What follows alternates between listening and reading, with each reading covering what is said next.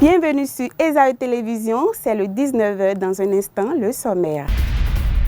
Dans ce journal, vous suivrez les explications du ministre Koukbaki sur la liquidation ordonnée des 4 structures étatiques qui sont sous la tutelle du ministère de l'Agriculture, de l'Élevage et de la Pêche. Vous suivrez également le porte-parole des syndicats de l'ONASA qui se prononce sur cette affaire. Le ministère du Travail, de la Fonction publique et des Affaires sociales a procédé au lancement de l'atelier de validation des projets de directive et de normes du Bénin en réadaptation à base communautaire. Plus de détails dans cette édition. La Loterie nationale du Bénin a encore fait de nouveaux gagnants hier. Plus de précisions dans ce journal.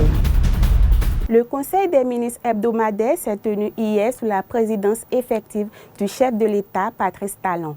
Ainsi, à l'issue de son traditionnel point de presse, le ministre d'État, secrétaire général de la présidence de la République, répond aux questions des journalistes présents en expliquant les 2 phases de l'opération de déguerpissement des domaines publics et aussi la décision portant l'interdiction blocage des voies publiques à des fins cérémoniales. On écoute Pascal Irénée Koukbaki avec Abdelkader Achirou.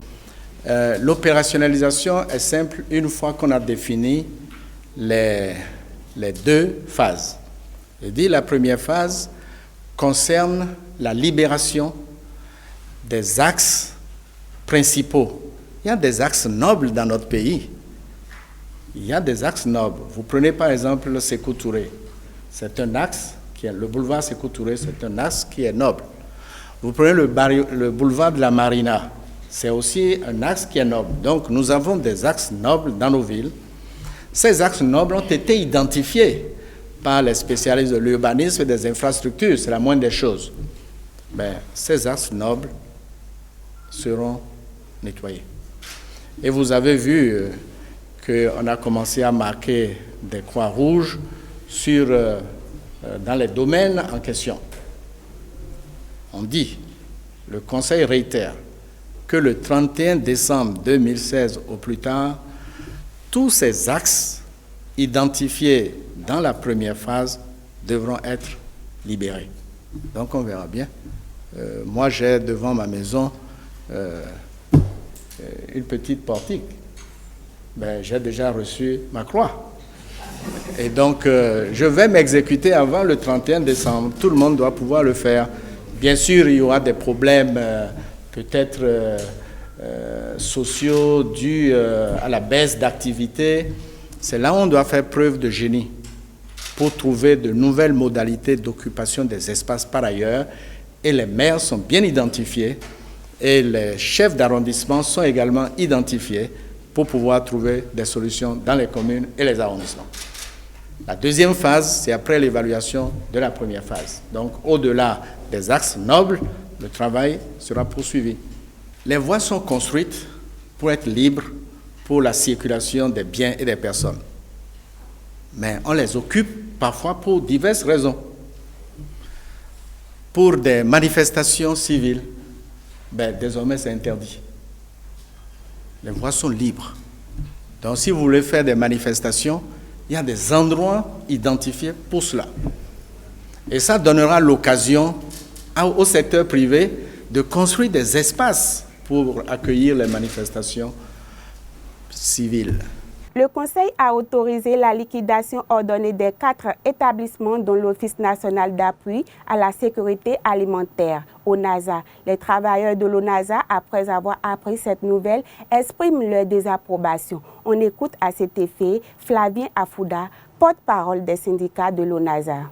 Il faut dire que depuis bientôt 3 mois, il y a cette question-là qui se mijotait déjà au sommet de l'État.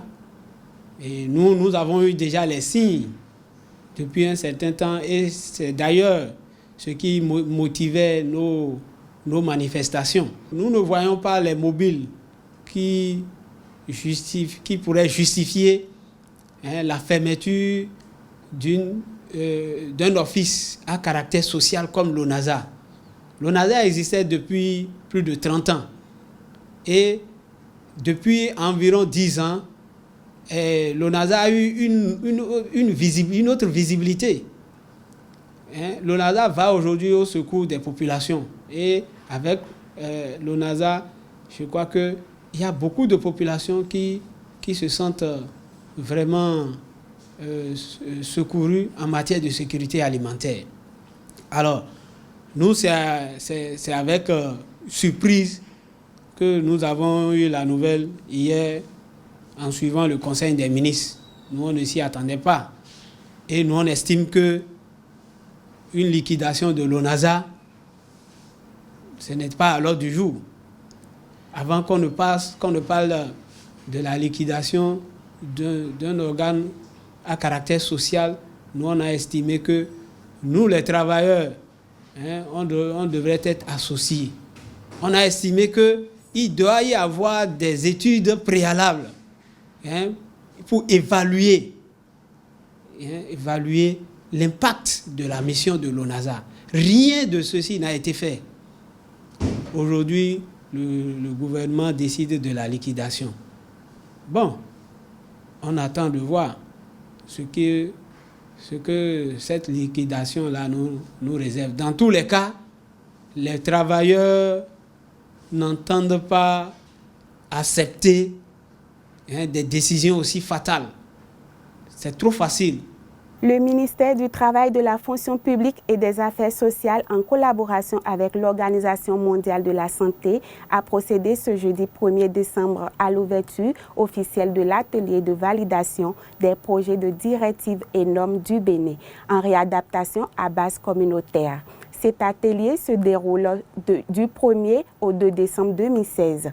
Karine Adeni et José Radiaté pour le compte rendu. Valider les projets de directives et normes nationales sur la réadaptation à base communautaire au Bénin, c'est l'objectif fixé pour ces 2 jours de travaux. Pour le directeur de la réadaptation et de l'intégration des personnes handicapées, plusieurs raisons ont motivé la création de la stratégie de réadaptation à base communautaire. La stratégie de réadaptation à base communautaire des personnes handicapées a été conçue parce qu'il y avait eu un besoin très important en ce qui concerne la mise en place d'une stratégie alternative de réadaptation des personnes handicapées qui répondent au mieux aux attentes des personnes handicapées et des populations dans nos pays en voie de développement. L'OMS donc a eu à assumer sa responsabilité en aidant donc le monde entier à se doter de cet important outil qui désormais permettra aux personnes handicapées, en tenant compte de leur culture, d'accéder à un mieux-être. Cosme Kainde, représentant du ministre du Travail, de la Fonction publique et des Affaires sociales, a rappelé les contextes de l'organisation de cet atelier de validation. Il a ensuite exprimé les attentes de cet atelier avant de procéder à l'ouverture officielle. Pour donc amener les divers acteurs à divers niveaux de la stratégie RBC à se mettre à jour, il nous faut disposer à l'interne de règles consensuelles et pertinentes au regard de nos réalités nationales. C'est dire, mesdames et messieurs, que ce qui a conduit notre ministère à mandater des personnes averties sur le sujet pour nous proposer des formulations acclimatées, c'est-à-dire domestiquées à partir des guides édités par l'OMS.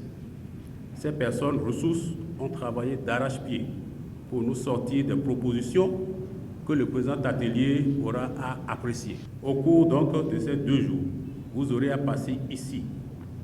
Vous devrez les amender sans parti pris, faire des reformulations et au besoin des propositions pertinentes, complémentaires, sur la base de votre vécu au quotidien, dans les diverses sphères de la réadaptation.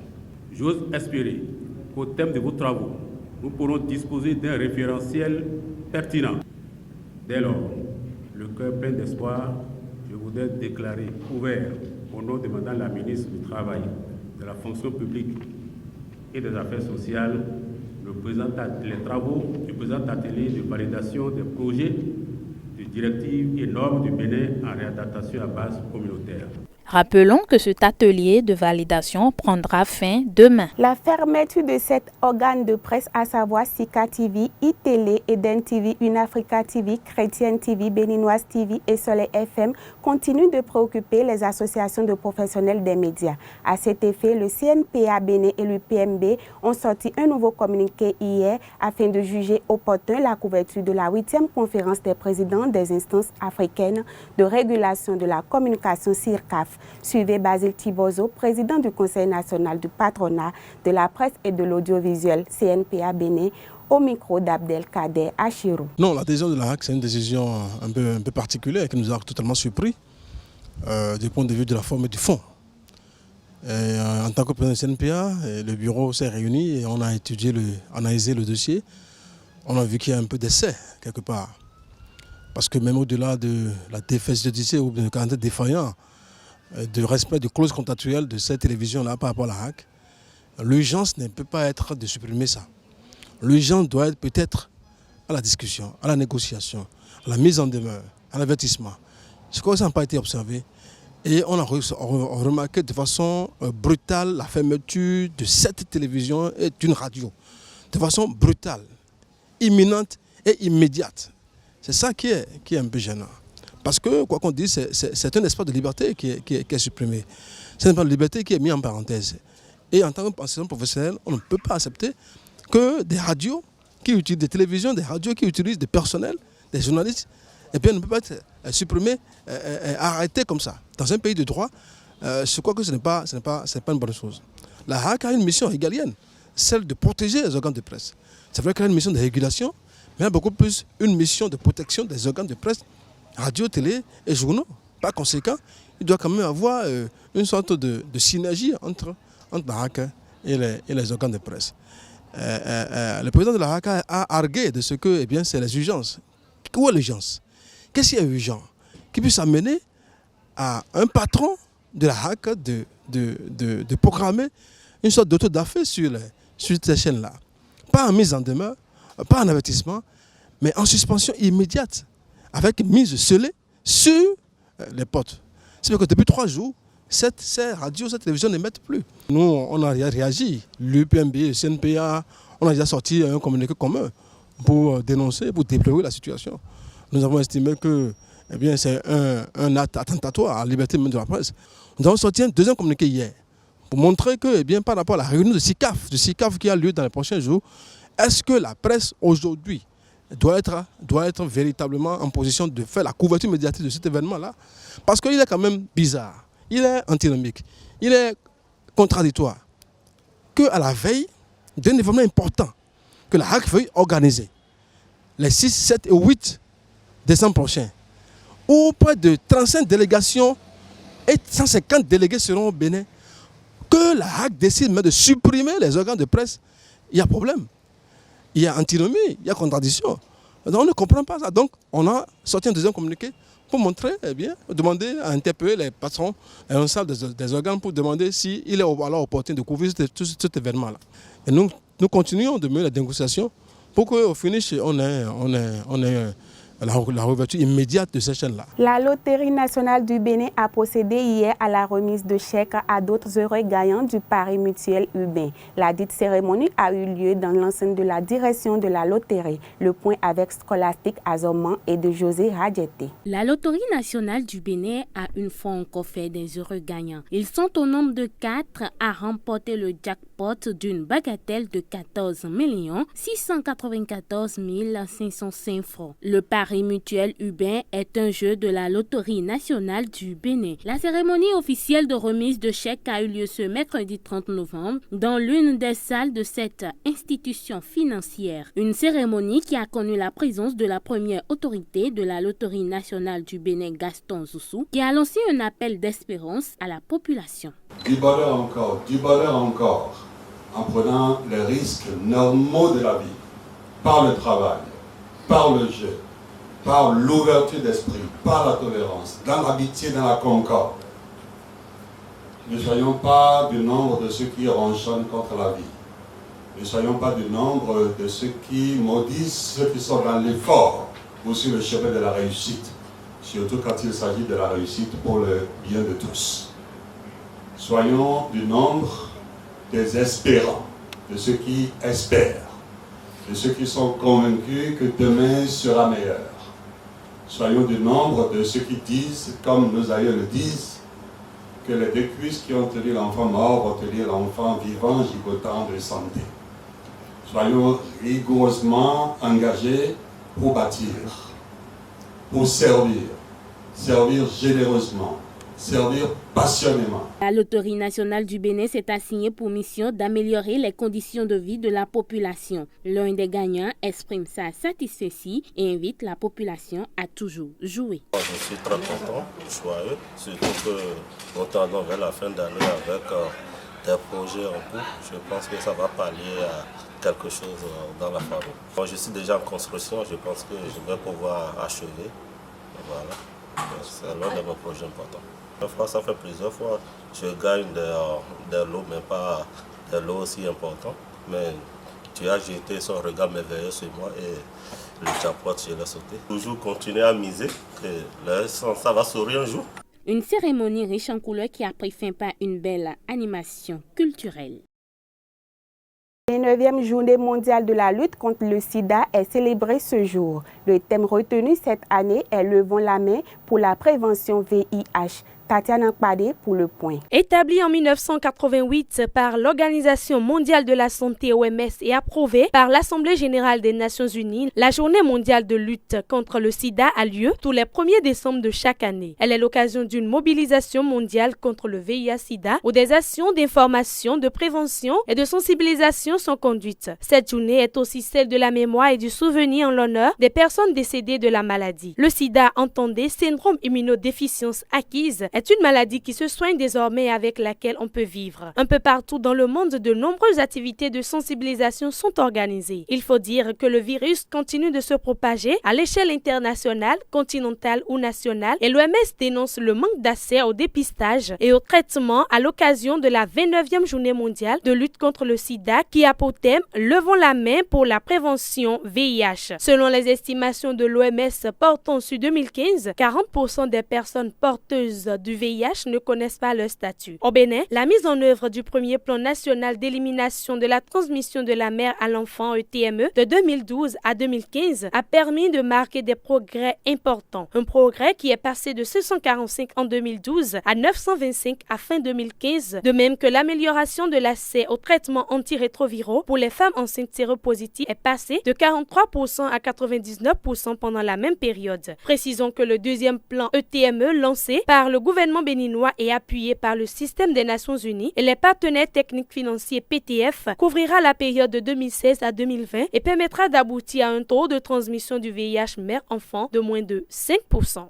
L'actualité hors de nos frontières avec Billy Laibi. Au Tchad, un homme d'une trentaine d'années a été arrêté hier mercredi à 5 h du matin pour avoir tiré en direction de l'ambassade des États-Unis à N'Djamena. L'individu est descendu d'une moto et s'est mis à tirer en l'air, progressant en direction de la chancellerie. Il a finalement été maîtrisé par un militaire circulant à moto. 17 arbitres centraux et 21 assistants seront présents à la CAN 2017 qui aura lieu au Gabon du 14 janvier au 5 février. La liste des arbitres a été dévoilée par la Confédération africaine de football et le Gabon lui-même sera représenté par Eric Arnaud Otogo Castan et l'assistant Théophile Finga. En Afrique du Sud, l'essai du vaccin contre le sida a été lancé hier mercredi dans une quinzaine de centres médicaux du pays. Le vaccin s'appelle le HVTN 702 et ils sont plus de 5000 jeunes entre 18 et 35 ans à participer aux essais qui durent 4 ans. Le gouvernement français veut coordonner l'hébergement citoyen des réfugiés. Dans ce cadre, la ministre du Logement et de l'Habitat, Emmanuelle Cos, a présenté le résultat d'un projet d'appel lancé en août dernier. Et plus de 1300 réfugiés seront reçus au sein des familles dans différentes régions en France. C'est la fin de cette édition. Merci de l'avoir suivi.